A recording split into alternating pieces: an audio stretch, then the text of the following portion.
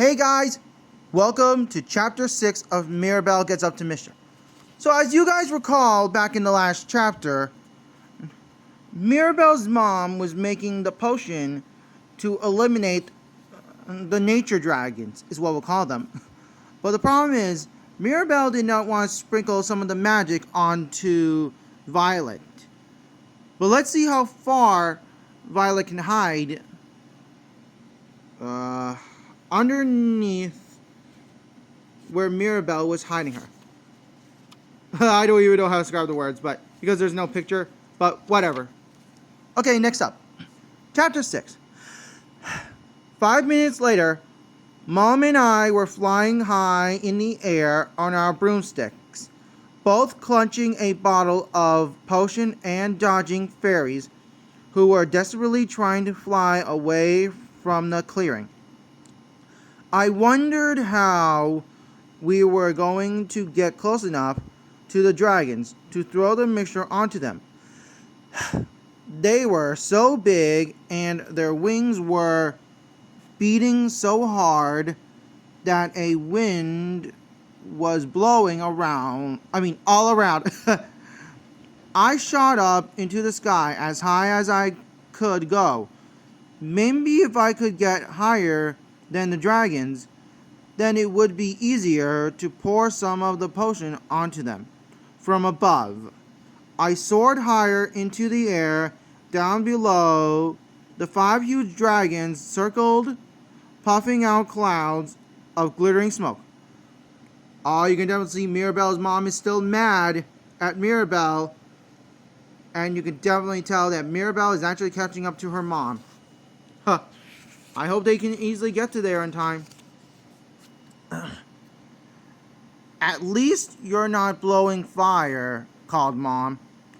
I gripped onto my broomstick tightly with my legs and tried to balance while I opened the lid of the potion bottle.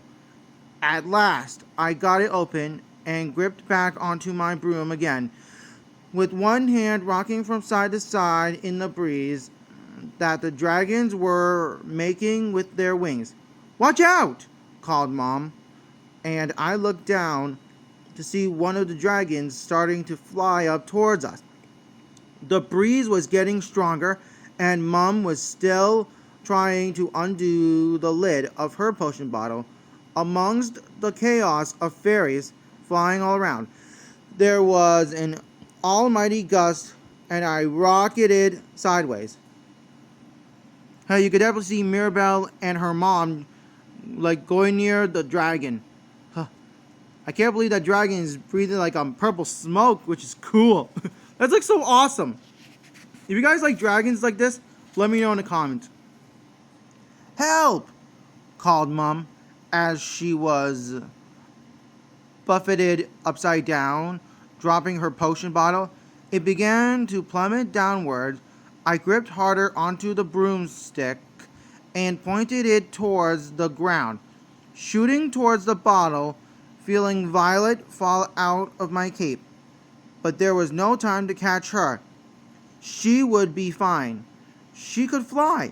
I reached out my hand and grabbed the potion bottle. Just before it fell through one of the dragon's leafy, ripply bodies, I yanked the lid off and sprinkled it onto the dragon's back, immediately flying sideways to avoid being whacked by one of its flapping wings. From a place of safety, I watched as the huge creature began to dismantle itself, the leaves, flowers, and twigs disappearing and falling away from each other towards the ground. I had done it. The first dragon had gone. I looked up and saw Mom hovering in the air, high above me.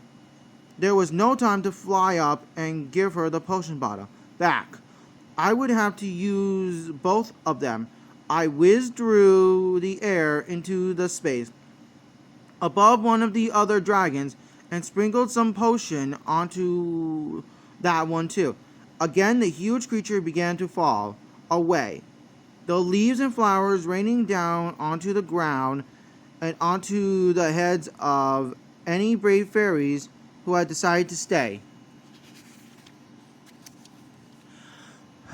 I caught sight of Dad, Wilbur, and my cousin Isadora staring up through the darkness, gobsmacked. They all had twigs in their hair, and Dad looked very cross. Oh, looks like Mirabelle's doing a good job. So long, mean dragon. Become twigs and leaves and whatever they just said. Mirabelle, cried Mum, swooping alongside me and holding out her hand for her potion bottle. Well done, she shouted. She sounded proud, despite the fact that I had caused all the chaos in the first place. Together we managed to sprinkle potion on the last 3 dragons, and the air below us became thick with flower rain. Fairies all around started clapping and cheering. They were no longer running away, and some of them had even started to dance, holding out their hands to catch the leaves. Thank goodness for that, said Mum. She patted her fringe back down and then started to reapply her lipstick with list, hovering in the air on her broomstick. Then together we flew down to join Dad, Wilbur, and Isadora. Oh, look, there's Wilbur, Isadora's mom and dad, and of course, my favorite, Isadora Moon, and of course, good old Mirabelle. She seems to be very happy that she did something right for a change, just because she's mischief. Well, that's the end of chapter 6. If you guys enjoyed this chapter, please go over to that bell notification so you never miss another featured video. Smash that thumbs up button. Comment down in the comment section what kind of books from Harriet McCaster that you want to see me read. And I'll see you all in my next featured video. Peace!